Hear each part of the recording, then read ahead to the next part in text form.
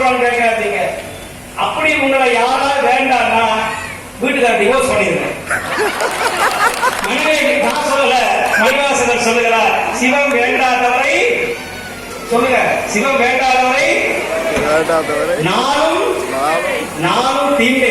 சிவம் வேண்டாதவரை நானும் தீண்டு.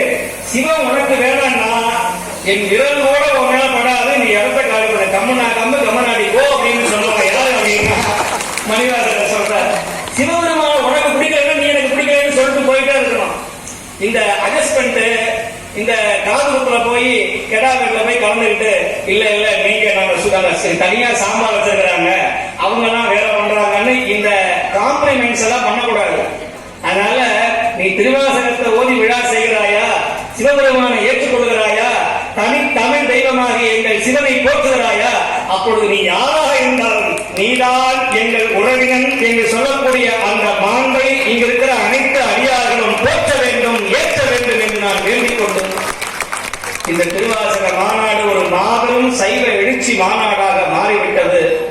இதை ஒரே ஒரு ஒற்றை தலைமை நம்முடைய திருவண்ணாமலை திருப்பெருந்துறை அடியார் திருப்பூருடைய தண்ணீரில்லாத தலைவர் நம்முடைய திருவாசக தென்றல் நம்முடைய சிவகுமார் ஐயா அவர்களையே போய் சாரும். அவர்கள் குருவாக இருந்து இந்த விழாவை இப்படி ஒரு நெறிப்படுத்திய பெருமை எங்களுடைய மேலால் இந்திய ஆட்சியே சேரும்.